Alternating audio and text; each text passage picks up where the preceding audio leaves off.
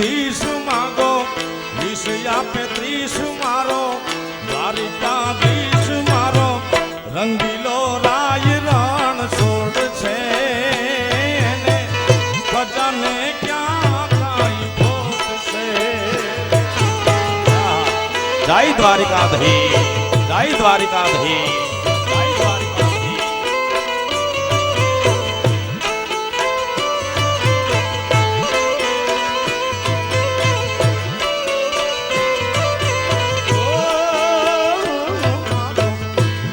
આપે 30 મારો દ્વારિકાધીશ માગો વિષ આપે 30 મારો દ્વારિકાધીશ મારો રંગીલો રાય રણ છોડશે ને ખજાને ક્યાં કાઈ ખોટ છે જય દ્વારિકાધીશ જય દ્વારિકાધીશ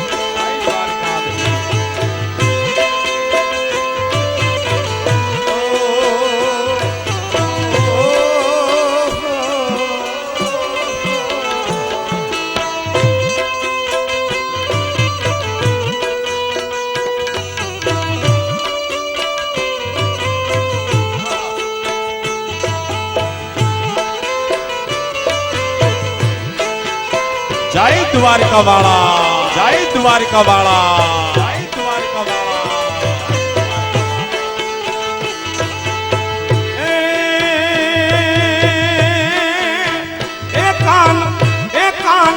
એ કાન તારી રે મોરનો બોલ્યો મોરનો બળતા ને બહુ બાળે સુતી સી મળ્યું અજવાળે શયન શું કરું અડધી રાત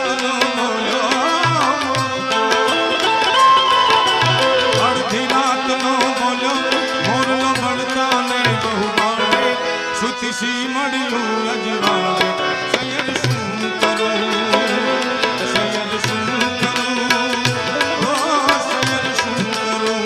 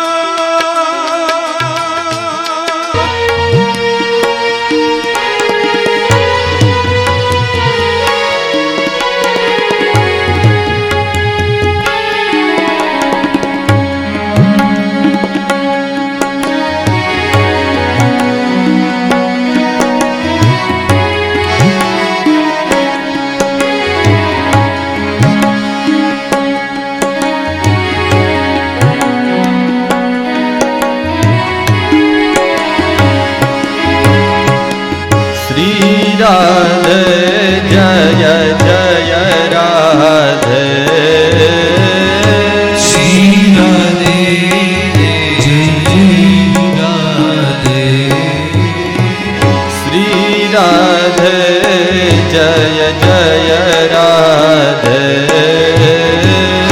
श्री राधे जय जय राधे गाओ श्री राधे गोविंद भज मन श्री राधे गाओ श्री राधे गोविंद भज मन श्री राधे गाओ श्री राधे गोविंद भज मन श्री राधे गाओ श्री राधे गोविंद भज मन श्री राधे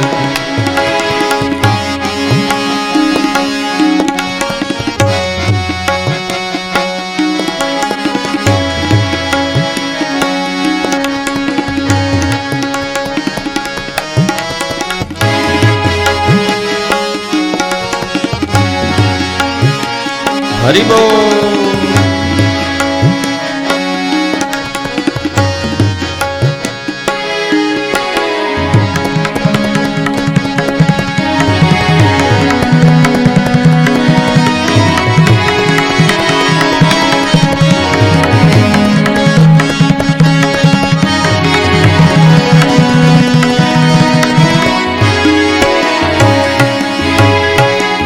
श्री राधे जय जय राधे श्री राधे जय जय राधे श्री राधे जय जय राधे श्री राधे जय जय राधे गाओ श्री राधे भज मन श्री राधे गाओ श्री राधे गोविंद भज मन श्री राधे श्री राधे गोविंद भज मन श्री राधे गाओ श्री राधे गोविंद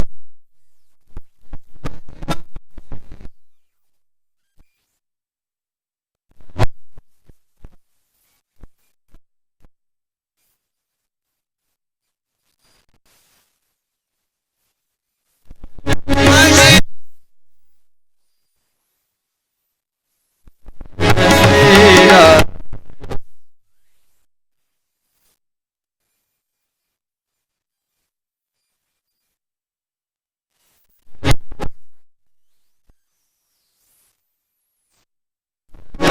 श्री राधे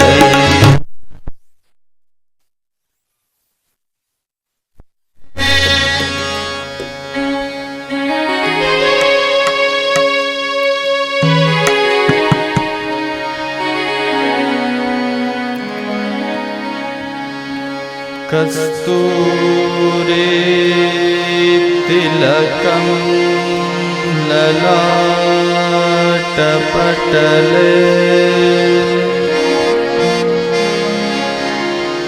वक्षस्थले कौस्तुभम्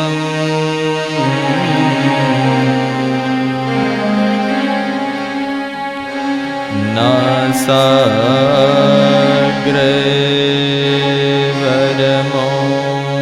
वरमौक्तिकं करतले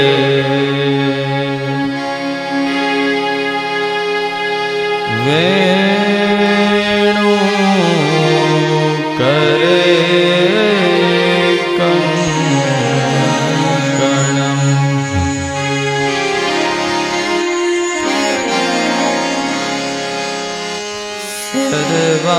सर्वांगे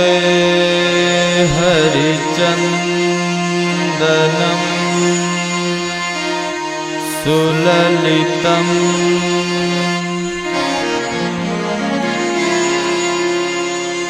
कंठे च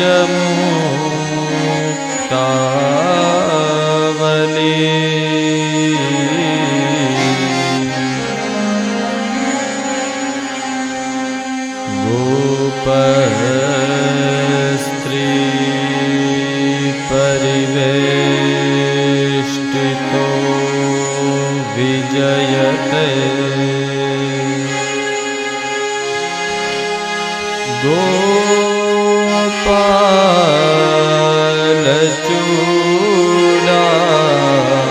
गोपालचूडामणिम्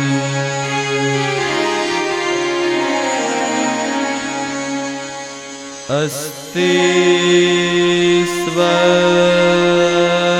स्वस्तरुणी कराग्रविगल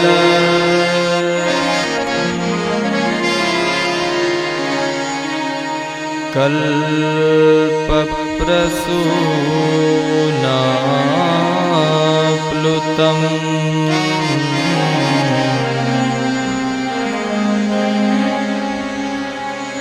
वस्तु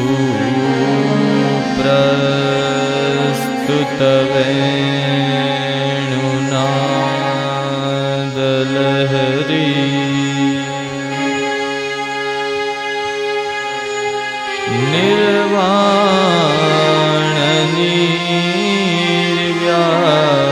निर्वाणनिर्व्याकुलम्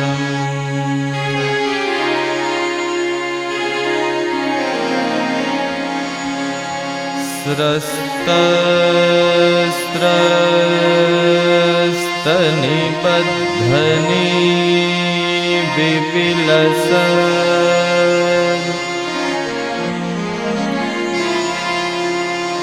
गोपी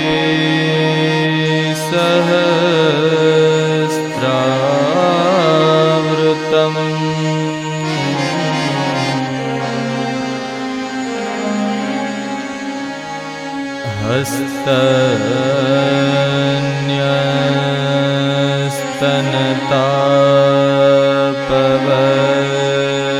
हस्तन्यस्तनतापवर्गमखिलो दारं किशोराकृति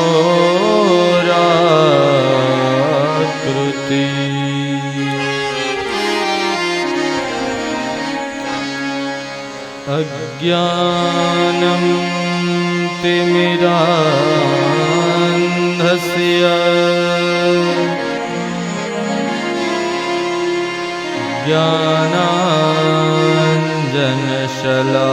ज्ञानाञ्जनशलाकया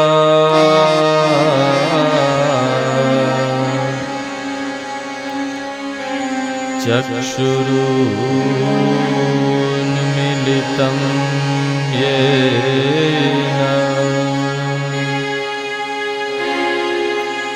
तस्मै श्री गुरवे नमः।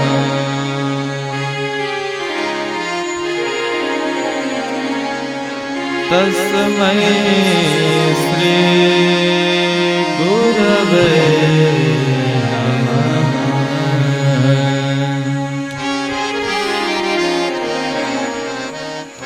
श्री गिरिराज धरण की जय, श्री भागवत भगवान की जय, श्री द्वारिकाधीश की जय, श्री हनुमान जी महाराज की जय, श्री सद्गुरुदेव की जय। ओ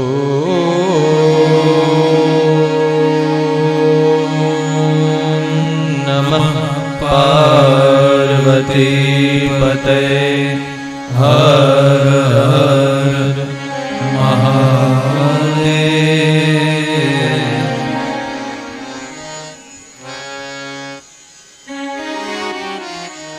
नंदनंदन गौ ब्राह्मण प्रतिपाल अकारण करुणा वरुणालय भक्तवत्सल भगवान श्री द्वारिकाधीशना चरणों वंदन करी भगवान श्री कृष्णनु वांगमय आनंद घन स्वरूप एवा श्री भागवतजीना चरणों ने हृदय में स्थापित करी जेमना सानिध्य में आपणे सौ विराजमान छीए एवा भगवान श्री चैतन्य हनुमान जी महाराज वैदज्ञ ब्राह्मणों मां सरस्वतीना उपासको सारस्वतो तेमज कथा मंडप में उपस्थित परीक्षित जेवा मुमुक्षु तमाम श्रोताओना हृदय कमल में विराजमान ए श्री हरि ने वंदन साथे सौने जय श्री कृष्ण जय सिया राम।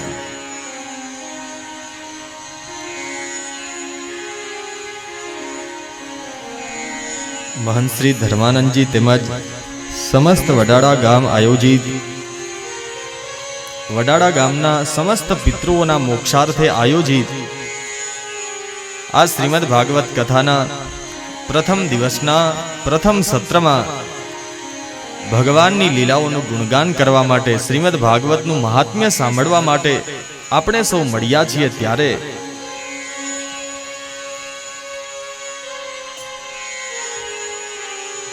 महापुरुषो एवुं कहे छे ने घणीवार आपणे पण सांभळता होय ने कि एक बार मन में नक्की करी लईए कि आ वस्तु ने प्राप्त करवी है। किसी भी चीज को दिल से चाहो तो सारी कायनात तुम्हें उनसे मिलाने में लग जाती है। 4 વર્ષથી આ મહાત્માના મુખેથી સાંભળતા હતા ભાગવત કથા કરવી છે, ભાગવત કથા કરવી છે. ભલે 2 વર્ષ પહેલા નહીં તો 2 વર્ષ પછી પણ સંકલ્પ પૂરો થયો. અને બસ સંકલ્પ મજબૂત હોય અને ભાવ હોય તો ભગવાન પણ ચોક્કસ મદદ કરવા પધારે. અને એમાં પણ ચૈતન્ય હનુમાનજી મહારાજ તો દિલથી એને કયો, હૃદયથી કયો એટલે ચોક્કસ તમારું સાંભળે. પણ બસ એનામાં ભરોસો હોવો જોઈએ, એનામાં વિશ્વાસ હોવો જોઈએ, તો તમારું ચોક્કસ સાંભળે. કાલે જ બાપુ ને હિતેશભાઈ કહેતા હતા, દાદા ચૈતન્ય હનુમાનજી છે ને ખરેખર ચેતન છે.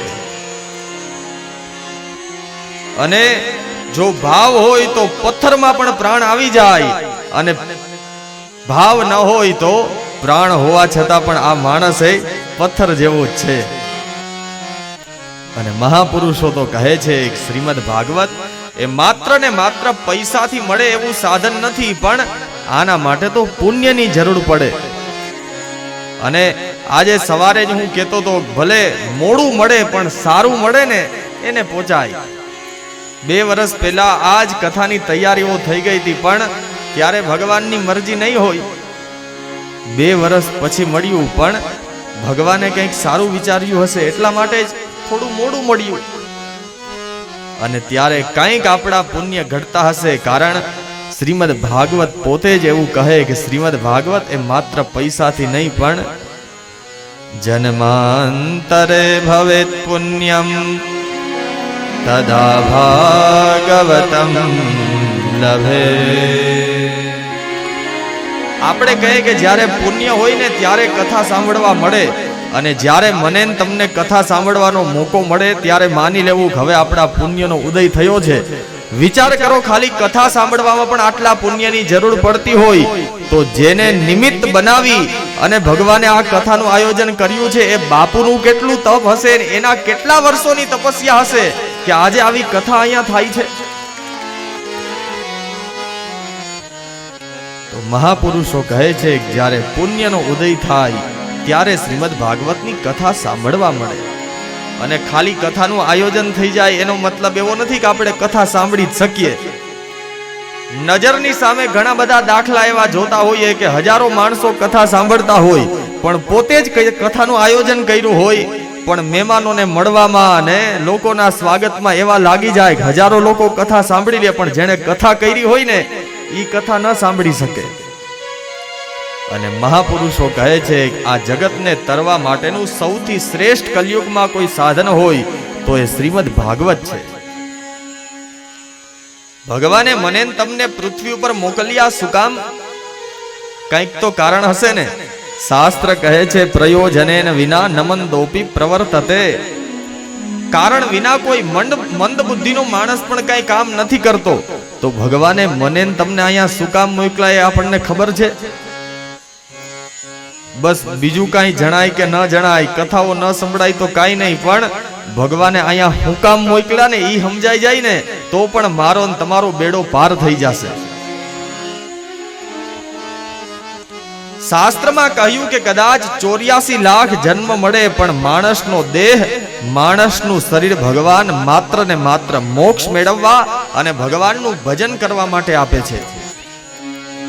અને મહાપુરુષો કહે છે કદાચ 1000 કામ બગાડવા પડે તો બગાડી નાખવા, પણ એક મોક્ષ થઈ જાય ને એવું એકાદું કાર્ય કરી લેવું. સતમ વિહાય ભોક્તવ્યમ સહસ્ત્રમ સ્નાનમાચરે. બપોરનો ટાઈમ થાય ને એટલે પછી કદાચ 100 કામ કરતા હોય ને તો એ મૂકી દેવા, પણ પેટ પૂજા કરી લેવી. કારણ ભૂખા કઈ થાય, અન્ન ન મળે તો શરીર ચાલે નહીં, શરીર ન હોય તો ભગવાનનું ભજન કેમ થાય? પછી ખાલી 100 કામ મૂકીને જમી લેવું નહીં, પાછું કીધું સહસ્ત્રમ સ્નાનમાચરે. 1000 કામ મૂકીને પણ સ્નાન કરી લેવું. અને પછી કહ્યું, છેલ્લે કહ્યું કે કોટિમ ત્યક્ત્વા હરિમ ભજેત. કદાચ 1 કરોડ કામ મૂકવા પડે તો એ મૂકી દેવા, પણ ભગવાનનું ભજન કરી લેવું. અને મહાપુરુષો કહે છે કદાચ તમે 1000 કામ સારા કરો પણ એક મોક્ષ બગાડો તો એ તમે જીવનમાં કાંઈ નથી કર્યું. ઘણું બધું દાન કરો, ઘણા બધા સારા કર્મ કરો, તમારા પરિવારને સુખી રાખો, પરિવારને ખુશ રાખો, ગામ માટે તમે ગમે એટલું કામ કરીને જાઓ, પણ મર્યા પછી આપણો મોક્ષ ન થાય એવું કાંઈ ન કર્યું તો જીવનમાં કાંઈ નથી કર્યું. અને એટલા માટે જ મહાપુરુષો કહે છે, કદાચ 1000 કામ બગાડવા પડે તો બગાડી નાખવા, પણ એક મોક્ષ સુધારી લેવો. અને મેં કીધું ને, જો પુણ્ય ન હોય ને તો ઘર આંગણે કથા હોય તો પણ ભગવાનની કથા સાંભળવા નથી મળતી. જેમ આપણે પણ 2 વર્ષ પહેલા કથાનું આયોજન થયું પણ કથા ન થઈ, એમ એક વડાળા જેવું જ નાનકડું ગામડું હતું. હવે આ ગામની અંદર એક શેઠની દુકાન હતી. શેઠ બહુ ભગવાનનું ભજન કરે અને ભગવાન પ્રત્યે ખૂબ શ્રદ્ધા. વર્ષો પછી એકવાર આ ગામની અંદર આવી સુંદર કથાનું આયોજન થયું. હવે વક્તાનો જ્યાં ઉતારો હતો ત્યાંથી કથા મંડપ સુધી વક્તા જતા હોય ને તો રસ્તામાં આ શેઠની દુકાન આવતી. શેઠનો રોજનો નિયમ કે જેવા વક્તા ત્યાંથી નીકળે, શાસ્ત્રીજી નીકળે એટલે શેઠ પોતાના આસન ઉપરથી ઊભા થાય, ઊભા થઈને દરવાજા પાસે આવીને જય શ્રી કૃષ્ણ કરે, પાછા પોતાના આસન ઉપર જઈને બેસી જાય. એક દિવસ આવું થયું, બીજો દિવસ થયો, ત્રીજો દિવસ થયો, એટલે શાસ્ત્રીજીને મનમાં એમ થયું કે લાગે છે કોઈ સજ્જન માણસ. વક્તાને એની ઉપર લાગણી થઈ એટલે ચોથા દિવસે જ્યારે શેઠ જય શ્રી કૃષ્ણ કરવા નીકળ્યા એટલે વક્તાએ વિચાર કર્યો કે રોજ શેઠજી જય શ્રી કૃષ્ણ કરે પણ કોઈ દિવસ કથા સાંભળવા કેમ નહીં આવતા હોય. એટલે ચોથા દિવસે ત્યાંથી વક્તા નીકળ્યા, શેઠ ઊભા થઈને જય શ્રી કૃષ્ણ કરવા આવ્યા એટલે વક્તાએ કહ્યું, શેઠજી તમે રોજ કાયમી જય શ્રી કૃષ્ણ કરવા આવો પણ કોઈ દિવસ કથા સાંભળવા કેમ નથી આવતા? આટલી સુંદર કથાનું આયોજન થયું, ભાગવતની કથા ચાલે છે અને હવે તો બસ 3 દિવસ બાકી રહ્યા. શેઠ વારે વારે આવો કથા સાંભળવાનો મોકો નથી મળતો, એકાદ દિવસ કથા સાંભળવા આવો. શેઠે કહ્યું, બાપજી આ દુકાનની માયાજાળ એવી છે ને છૂટતી નથી, પણ આવતીકાલે મારા છોકરાને દુકાને બેસાડી અને કથા સાંભળવા આવીશ. 5મો દિવસ થયો, 6થો દિવસ થયો, શેઠને ટાઈમ ન મળ્યો. 7મા દિવસે તો વક્તાએ કીધું, શેઠજી હવે તો કથા પૂરી થઈ જશે, આજે તો કથા સાંભળવા આવો. પણ હવે સંસારની માયા જ એવી છે ને કે આપણા છોડવાથી ન છૂટે. તો અતિ હરિ કૃપા જાહી પર હોય, એની કૃપા હોય તો જ આ માયામાંથી છૂટી શકાય. 7મો દિવસ પણ પૂરો થઈ ગયો, શેઠને કથા સાંભળવા જવાનો ટાઈમ ન મળ્યો. પણ હવે આ બાજુ થયું એવું કે કથા પૂરી થઈ અને છેલ્લી પૂર્ણાહુતિની આરતી ચાલતી હતી અને પેલી બાજુ શેઠનું મૃત્યુ થયું. આ બાજુ કથા પૂરી થઈને ઓલી બાજુ શેઠના શરીરમાંથી પ્રાણ નીકળી ગયા. અને શરીર તો નાશવંત છે, આ શરીરમાં ક્યારે શું થઈ જાય કેમ ખબર. અને પેલા માણસને બહુ અભિમાન હતું ને કે પૈસા હોય તો બધું થઈ શકે, પણ છેલ્લા 3 વર્ષમાં મને તમને ભગવાને એ જ સમજાવી દીધું, ક્યારે છોડવું પડે ને કાંઈ નક્કી નથી. તો આ બાજુ કથાની આરતી, કથાની પૂર્ણાહુતિની આરતી પૂરી થઈ અને પેલી બાજુ શેઠને એટેક આવ્યો અને મૃત્યુ થયું. આખા એટલે ધીમે ધીમે કરતા લોકોમાં વાતો થતા થતા વક્તા સુધી આ સમાચાર પૂગ્યા. શાસ્ત્રીજીએ સાંભળ્યું શેઠ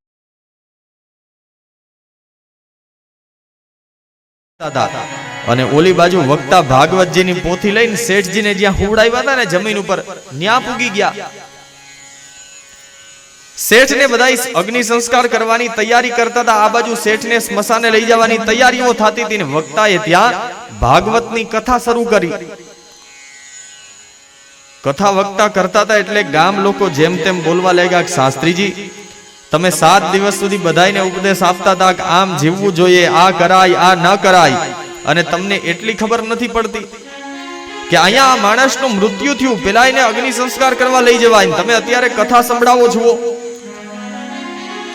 આખું ગામ વક્તાને જેમ તેમ કેવા લાગ્યા, આખું ગામ બોલીને બંધ થયું ને પછી છેલ્લે શાસ્ત્રીજી કીધું, સાંભળો મને ખબર છે કે શેઠ મૃત્યુ પામ્યા, હવે કથા સંભળાવીશ તો એ કઈ સાંભળી નથી હકવાના.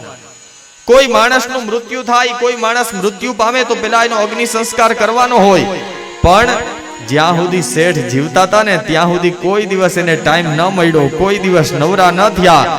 આજે નવરા થયા ને હવે હું એને કથા સંભળાવી દઉં. કહેવાનો મતલબ જીવનમાં કોઈ નવરું નથી થયું. આપણે શું થવાના? जिंदगी जब तक रहेगी फुर्सत न होगी काम से, कुछ समय ऐसा भी निकालो प्रेम कर लो श्री राम से. तो बस મહાપુરુષોએ કહ્યું એ પ્રમાણે કદાચ 1000 કામ બગાડવા પડે તો એ બગાડીને પણ મોક્ષ થાય ને એવું કંઈક સાંભળી લેવું, એવું કંઈક કાર્ય કરી લેવું. તો આપણે 1000 કામ બગાડવા નથી, પણ જ્યારે કથાની વાત થઈ ને ત્યારે જ બાપુએ કીધું 5:30 કથા પૂરી કરી દેજો, બાકી 5:30 પછી કોઈ રોકાહે નહીં. તો આપણે 1000 કામ બગાડવા નથી, પણ થોડા ઘણા કામને આગા પાછા કરી નાખી અને આપણે આ કાર્ય પૂરું કરવાનું છે. જીવનમાં આવો મોકો વારે વારે નથી મળતો. રોજ 2 કલાક સવારમાં વહેલા ઉઠી જાય તો ઘરનું કામ સવારે થઈ જાય, સાંજે 2 કલાક મોડા સૂઈએ તો ઘરનું કામ થઈ જાય. મને તમને આ ભાગવત સાંભળવાનો ઉત્તમ અવસર ભગવાને આપ્યો, તો બસ જેટલો લાભ લેવાય એટલો લઈ લેજો.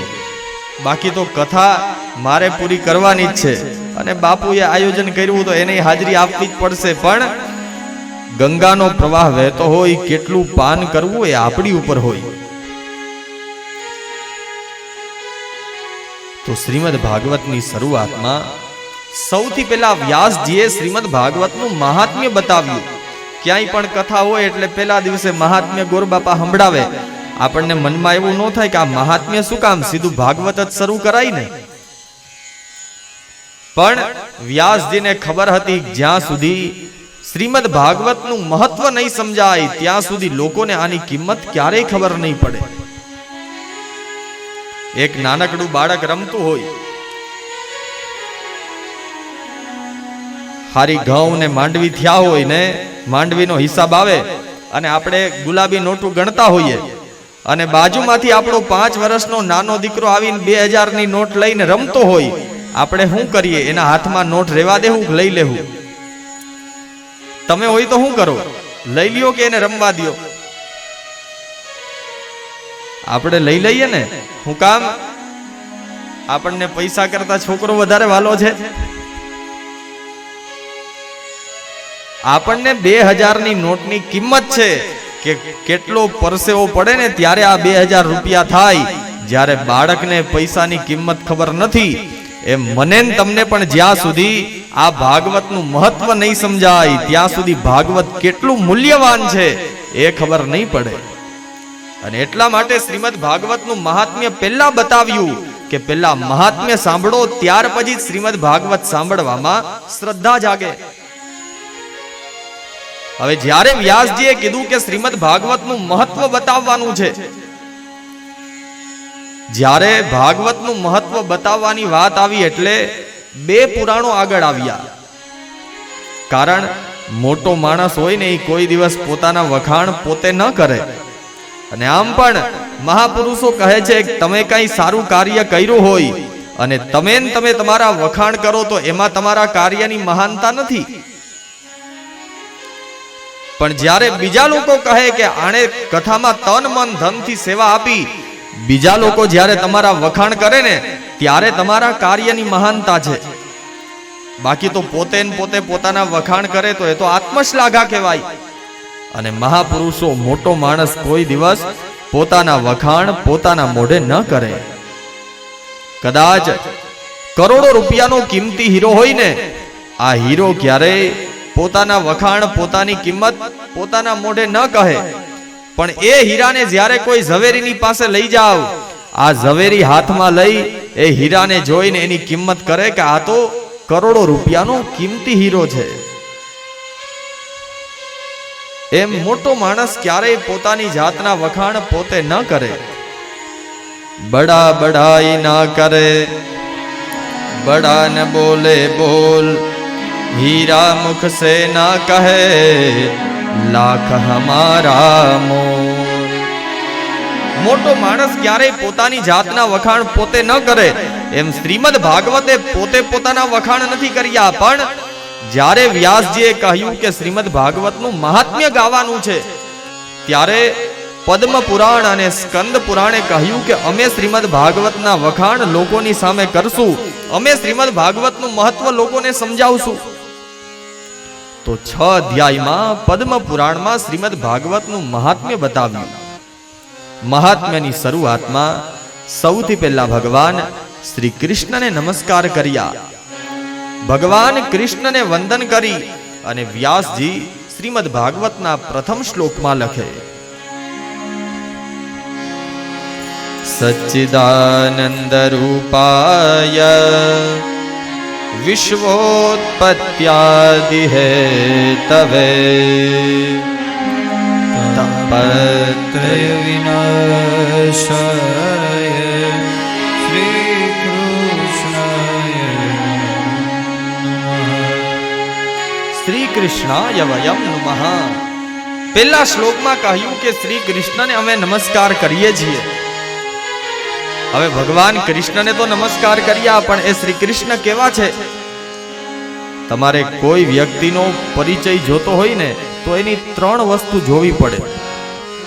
પહેલી વસ્તુ એનું સ્વરૂપ કેવું છે, એનો સ્વભાવ કેવો છે અને એનું કર્મ કેવું છે, ત્યારે માણસનો સાચો પરિચય મળે. બાકી બહારથી તો બધાય હારા દેખાતા હોય, બાકી અંદરથી કેવા છે એ જાણવું હોય તો એનો સ્વભાવ અને એના કર્મ જોવો ને ત્યારે જ ખબર પડે કે આ માણસ કેવો છે. તો પહેલા કીધું ભગવાન શ્રી કૃષ્ણને નમસ્કાર કરીએ છીએ, પણ એ શ્રી કૃષ્ણ કેવા દેખાય છે, ભગવાનનું સ્વરૂપ કેવું છે? સચ્ચિદાનંદ રૂપાય. પહેલા કહ્યું કે ભગવાનનું 3 પ્રકારનું સ્વરૂપ છે. ભગવાન શ્રી કૃષ્ણના 3 સ્વરૂપ છે, સત, ચિત અને આનંદ.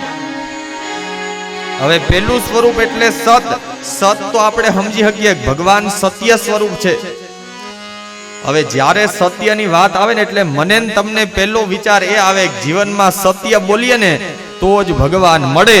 પણ અહીંયા ભગવાનના એ સત્ય સ્વરૂપની વાત નથી. હા, જીવનમાં સત્યનું આચરણ કરવું જોઈએ, પણ અહીંયા સત્યની વ્યાખ્યા વ્યાસજીએ એવી કરી કે જગતમાં જે વસ્તુ નાશ પામે ને એ બધી અસત્ય છે. જે વસ્તુ આ દુનિયા નહોતી ત્યારે પણ જે હતા, અત્યારે જગતમાં બધું છે ત્યારે પણ જે છે, અને જ્યારે જગતમાં કાંઈ નહીં હોય ત્યારે પણ જે હશે ને એ જ સત્ય છે. હવે તમે તમારા મનથી વિચાર કરો કે દુનિયામાં કઈ વસ્તુ સત્ય છે. આપણને એવું થાય કે ભાઈ કથા મંડપ દેખાય છે તો કથા મંડપ સત્ય છે? કથા મંડપ કેટલા દિવસ? 7 દિવસ. 7 દિવસ પૂરા થશે એટલે પછી અહીંયા કાંઈ હશે નહીં. કથા મંડપ પણ અસત્ય છે. પછી ઘેરે જાય તો આપણો પરિવાર હોય, ઘર હોય, પણ ઘર હોતે ક્યાં સુધી હારે રહેવાનું? એક ને એક દિવસ જર્જરિત થાય તો મકાન પણ પડી જાય, એનો મતલબ ઘર પણ અસત્ય છે. આપણને એવું થાય કે આપણા પરિવારની હારે રહીએ, પણ પરિવાર ક્યાં સુધી સાથ આપશે? જ્યાં સુધી આ શરીર છે ત્યાં સુધી. શરીર છૂટે પછી પરિવારને પણ છોડી દેવાના, એનો મતલબ પરિવાર પણ અસત્ય છે. ત્યાર પછી આપણું એમ થાય કે બીજું બધું અસત્ય છે, પણ આ શરીર જેમાં આ જીવ રહે, આપણે જીવીએ છીએ, કર્મ કરીએ, આ શરીર તો સત્ય હશે ને? પણ મહાપુરુષો કહે છે કે આ શરીર પણ એક દિવસ છોડીને જવાનું, એનો મતલબ શરીર પણ અસત્ય છે. પછી એમ થાય કે આ જગત ભગવાને બનાવ્યું એ તો સત્ય હશે ને? પણ આપણે જ કહીએ છીએ ને જેનું નામ હોય એનો નાશ ચોક્કસ થાય. તો આ શરીર પણ છોડીને જવાનું, જગત બનાવ્યું ભગવાને, આ જગત પણ છોડીને જવાનું. પછી એવું થાય કે ભાઈ જગત બનાવ્યું એ બ્રહ્માજી, બ્રહ્માજી તો સત્ય હશે ને? પણ શાસ્ત્રમાં બતાવ્યું બ્રહ્માજીનું પણ 100 વર્ષનું આયુષ્ય નક્કી છે. 100 વર્ષ પૂરા થાય એટલે બ્રહ્માજીનો પણ નાશ થાય, એનો મતલબ બ્રહ્માજી પણ અસત્ય છે. તો પછી જગતમાં સત્ય શું?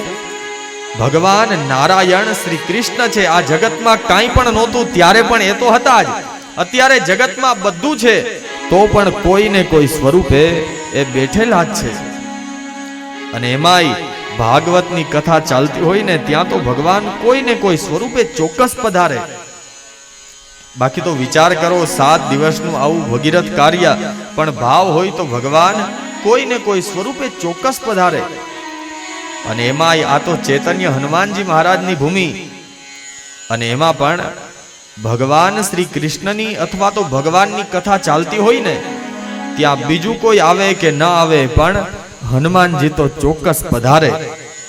અને એમાં પણ આજે 7 ચિરંજીવીઓ છે, એમાં મહાપુરુષોએ કહ્યું કે હનુમાનજી આજે પણ આ પૃથ્વી ઉપર છે.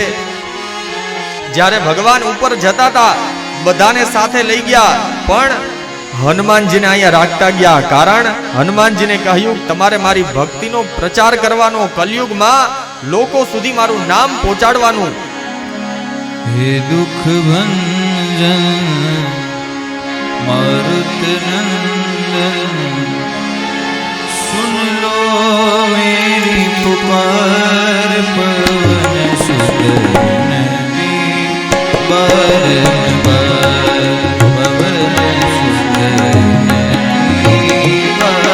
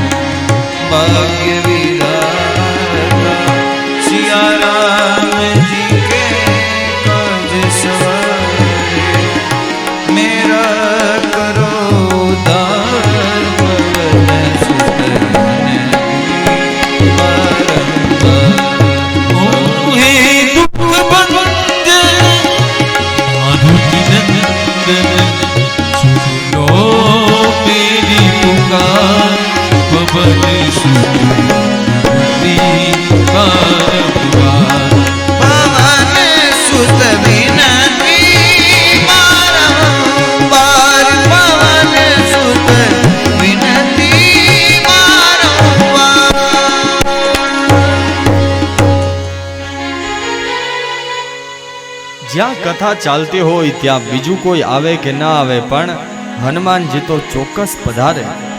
અને આજે પણ જ્યારે જ્યારે રામ કથા થાય, રામચરિત માનસની કથા ચાલતી હોય ને, તો સૌથી પહેલું કથા સાંભળવા માટેનું નિમંત્રણ વક્તા છે એ હનુમાનજીને આપે. હનુમાનજી બીજું કોઈ આવે કે ના આવે પણ તમે કથા સાંભળવા આવજો.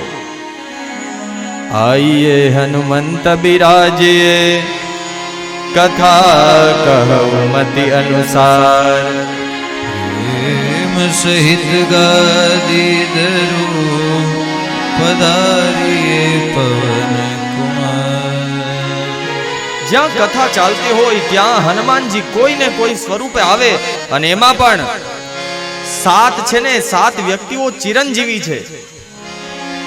જ્યારે ભગવાન રામ અયોધ્યા છોડીને જતા હતા ત્યારે હનુમાનજીને અહીંયા રાખતા ગયા, અને એટલા માટે 7 ચિરંજીવીમાં એક હનુમાનજી પણ છે. અશ્વત્થામા બલિર્વ્યાસો હનુમાશ્ચ વિભીષણ, કૃપ પરશુરામશ્ચ સપ્તે તે ચિરંજીવિનઃ. 7 વ્યક્તિઓ ચિરંજીવી છે.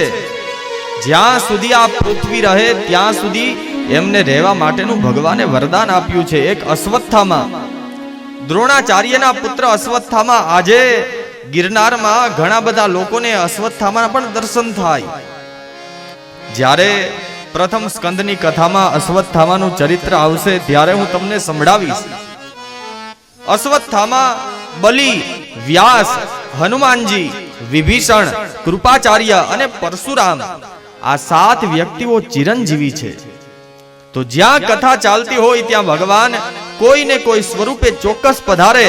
તો જ્યારે આ જગતમાં કાંઈ નહોતું ત્યારે પણ કૃષ્ણ તો હતા જ. અત્યારે જગતમાં બધું છે છતાં પણ ક્યાંક ને ક્યાંક કોઈ ને કોઈ સ્વરૂપે બેઠેલા છે. અને જ્યારે જગતમાં કંઈ નહીં હોય ત્યારે પણ જે હશે એવા પરમ સત્ય કૃષ્ણને અમે નમસ્કાર કરીએ છીએ. તો પહેલું કહ્યું કે ભગવાનનું પહેલું સ્વરૂપ કેવું છે? સત્ય સ્વરૂપ. બીજું ચિત્ત સ્વરૂપ. ચિત્તનો અર્થ થાય પ્રકાશ. તો હવે તમે તમારા મનથી વિચાર કરો, જગતનો કયો એવો ખૂણો છે જ્યાં સૂર્યનો પ્રકાશ ન જતો હોય? તો ભગવાન પ્રકાશ સ્વરૂપે દરેક જગ્યાએ રહેલા છે. સત, ચિત અને ત્રીજું આનંદ. ત્રીજું કહ્યું કે ભગવાન આનંદ સ્વરૂપ છે. જુઓ, અહીંયા વ્યાસજીએ એવું નથી કીધું ભગવાન સુખ સ્વરૂપ છે, ભગવાન સમૃદ્ધિ સ્વરૂપ છે, ભગવાન શાંતિ સ્વરૂપ છે, ભગવાન ખુશી સ્વરૂપ છે, એવું નથી કીધું. કારણ સુખ હોય ને તો એનું ક્યારેક દુઃખ આવે, ક્યારેક સમૃદ્ધિ સંપત્તિ હોય તો ક્યારે નાશ થાય એનું કઈ નક્કી નહીં. પણ સાચો આનંદ એને જ કહેવાય જેનો ક્યારેય નાશ ન થાય.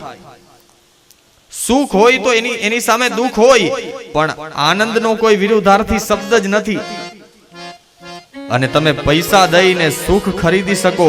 બહુ ગરમી થતી હોય, ઘરમાં એસી ફિટ કરાવી લઈએ તો ભૌતિક સુખ મળે.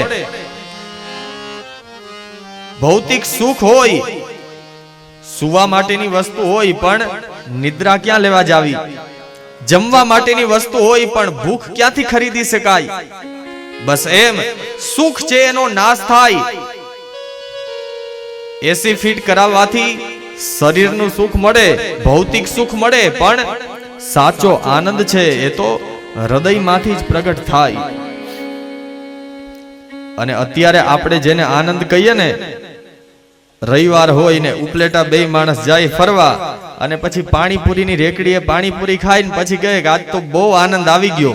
અહીંયા એ આનંદની વાત નથી કરી. એ સુખ કહેવાય, બાકી એને આનંદ ન કહેવાય.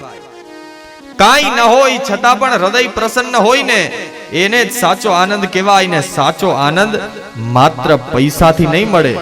ગમે એટલો પૈસો હોય પણ રાતે હુવા ટાઈમે ઊંઘની ગોળીઓ ખાવી પડે તો એ પૈસો શું કામનો? મહાપુરુષો કહે છે દુનિયામાં સુખી માણસ હોય ને તો એક જ છે.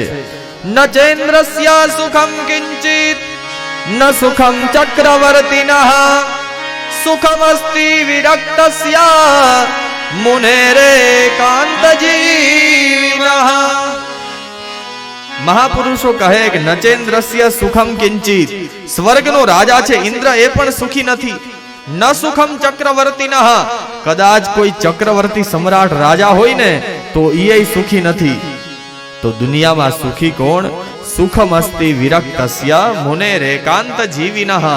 જેણે સંસારની માયાને છોડીને આવા આશ્રમમાં રહીને ભગવાનનું ભજન કરતા હોય ને, તો એ जो आनंद संत फकीर करे, जो आनंद संत फकीर करे, सुख दुख में संता साथ रहे, कुछ खौफ नहीं जागीरी में जो आनंद संत फकीर करे,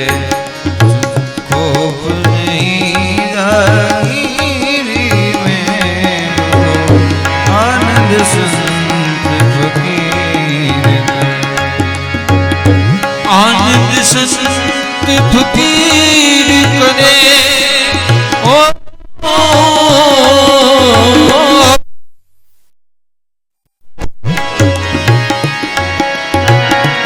हर रंग में सेवक रूप रे, अमृत दल का जो खूब रे, हर रंग में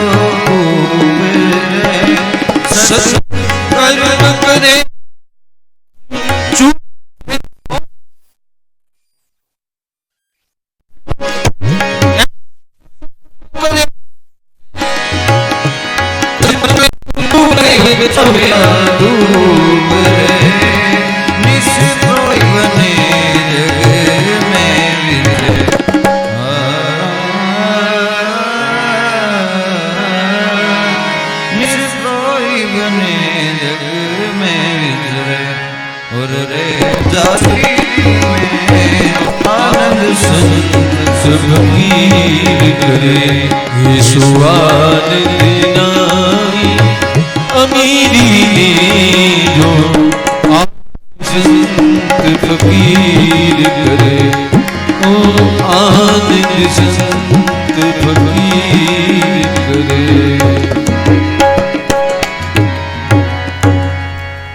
પૈસાથી માત્ર ને માત્ર ભૌતિક સુખ મળે, પણ જ્યાં સુધી ભગવાન તમારા જીવનમાં નહીં આવે ત્યાં સુધી જીવન જીવવાનો સાચો આનંદ નહીં મળે.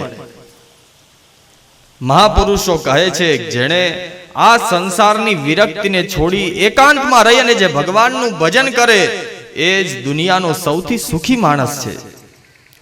તો કહ્યું ભગવાનના 3 પ્રકારના સ્વરૂપ છે. પહેલું સ્વરૂપ, બીજું સ્વરૂપ અને ત્રીજું સ્વરૂપ.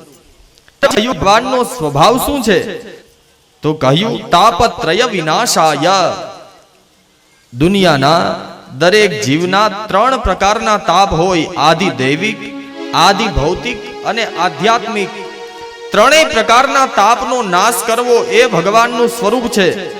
અને પછી કહ્યું ભગવાન કર્મ શું કરે છે? વિશ્વોત્પત્યાદિ હેતવે. જગતની ઉત્પત્તિ કરવી, જગત પાલવું અને જગતનો સંહાર કરવો આ ભગવાનનું કર્મ છે. તો આવા ભગવાન શ્રી કૃષ્ણને નમસ્કાર કર્યા અને ત્યાર પછી બીજા શ્લોકની અંદર વ્યાસજીના પુત્ર સુખદેવજીને નમસ્કાર કરતા વ્યાસજી બીજા શ્લોકમાં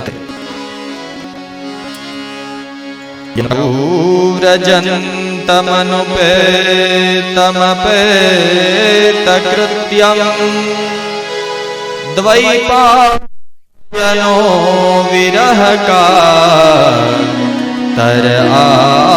આજુહાવ.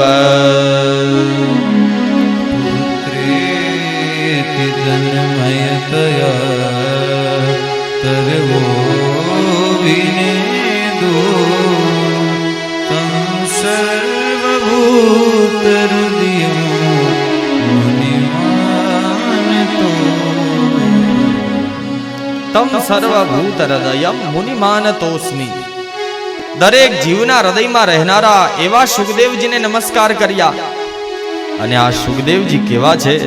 તો કે જન્મતાની સાથે જ સુખને ખબર હતી સંસારમાં રહીશ તો માયામાં ફસાઈશ. એટલે જેવો સુખદેવજીનો જન્મ થયો એવા તરત ઘર છોડીને દોડવા લાગ્યા.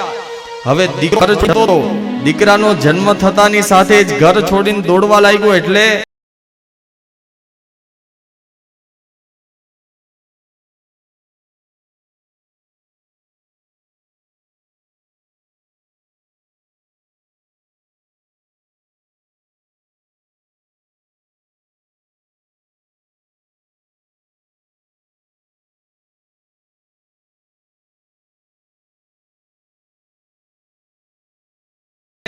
કોઈ પણ પિતાને પોતાના પુત્ર ઉપર તો મોહ હોય ને.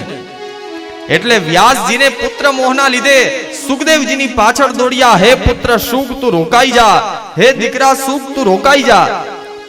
પણ ત્યારે સુખદેવજીએ ઉત્તર ના આપ્યો, કારણ એને ખબર હતી જો રહીશ તો માયામાં ફસાઈ જાય. વ્યાસજીએ બોલાવ્યા પણ સુખદેવજી જવાબ નથી આપતા. એના બદલામાં તરવો ભિનેદુસ, તરુનો અર્થ થાય વૃક્ષ. સુખદેવજીના બદલામાં વૃક્ષોએ ઉત્તર આપ્યો. આવા પરમ તપસ્વી સુખદેવજીને નમસ્કાર કર્યા. અને હવે કથાની શરૂઆત કરતા વ્યાસજી લખે કે એક સમયે નૈમિષારણ્ય ક્ષેત્રમાં 88,000 ઋષિઓ ભેગા થયા. શૌનકજીને 88,000 ઋષિઓએ ભેગા મળી અને કરોડો વર્ષો સુધી ચાલે એવા જ્ઞાન યજ્ઞનો પ્રારંભ કર્યો. આપણી જેમ 7 દિવસનો જ્ઞાન યજ્ઞ નહોતો, પણ ઘણા વર્ષો સુધી ચાલે એવો જ્ઞાન યજ્ઞ શરૂ કર્યો. અને એક દિવસ સવારના સમયે શૌનકજી સૂત પુરાણીની પાસે ગયા અને સૂત પુરાણીને પ્રશ્ન કરતા શૌનકજી કહે, અજ્ઞાન ધ્વાંત વિધ્વંસ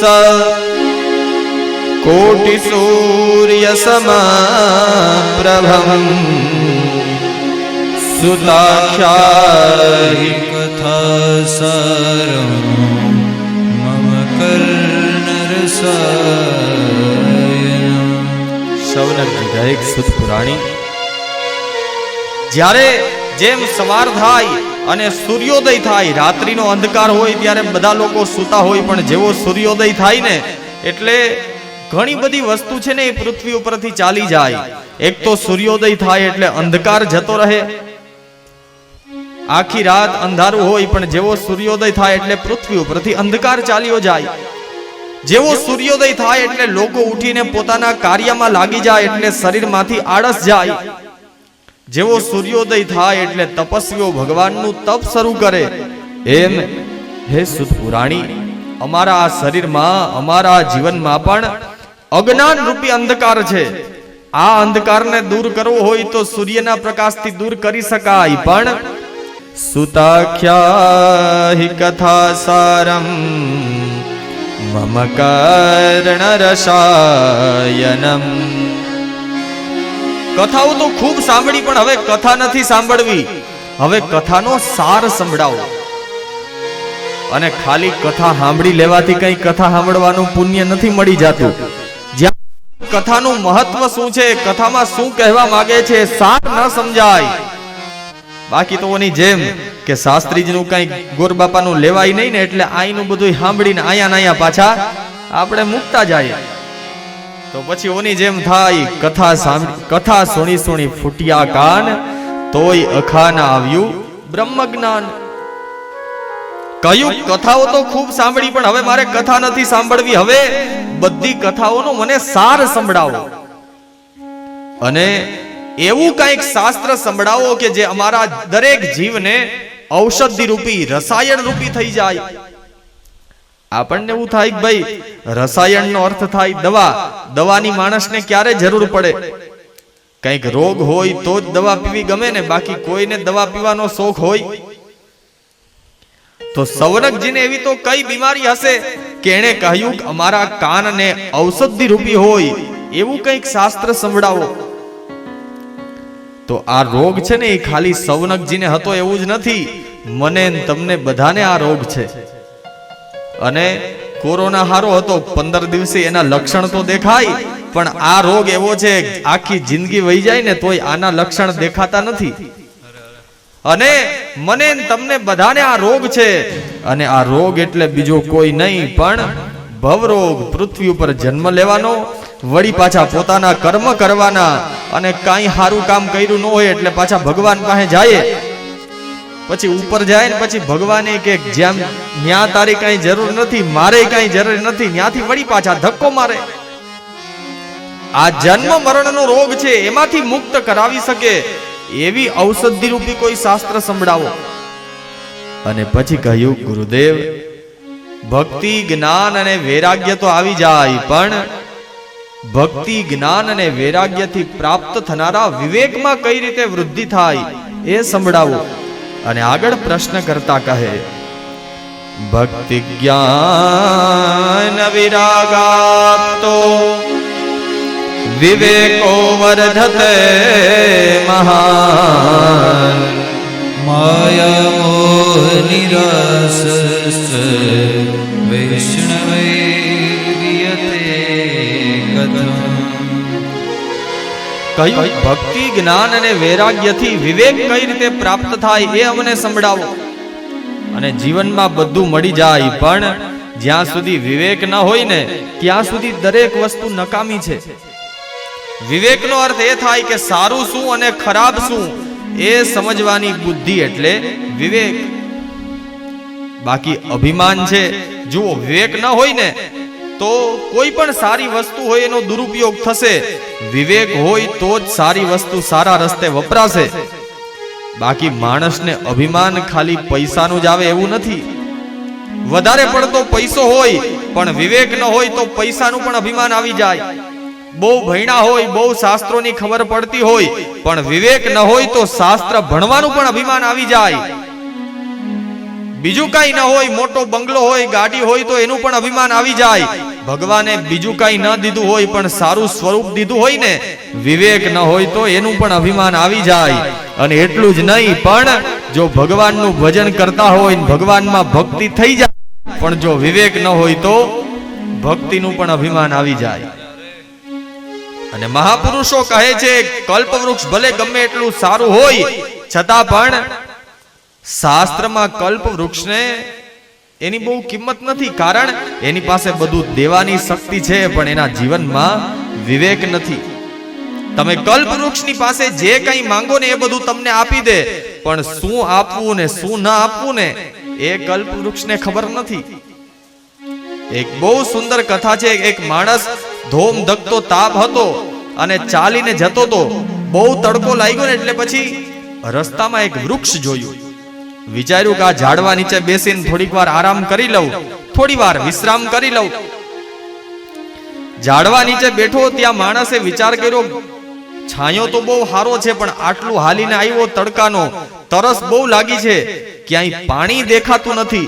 જો અહીંયા બાજુમાં એકાદી નદી વહેતી હોત ને તો એમાંથી જલ પીને મારી તરસ શાંત કરત. હવે જ્યાં આવો વિચાર કર્યો ત્યાં બાજુમાંથી નદી વહેવાની શરૂ થઈ ગઈ. નદીનું જલ પીધું, માણસની તરસ छिपाઈ ગઈ. પેલો માણસ ફરી પાછો વૃક્ષની નીચે બેઠો બેઠો વિચાર કરવો લાગ્યો, ખરેખર સુંદર પવન આવે છે, જો અહીંયા રહેવા માટે એકાદો 3 માળનો બંગલો હોય ને તો જીવનમાં બીજું શું જોઈએ. જ્યાં આવો વિચાર કર્યો ત્યાં બાજુમાં 3 માળનો બંગલો તૈયાર થઈ ગયો. ફરી પાછો વિચાર કર્યો કે ગામમાં ક્યાંક જવું હોય તો એકાદી 4 વ્હીલ તો જોઈએ ને. તરત ક્રેટા ગાડી આવી ગઈ.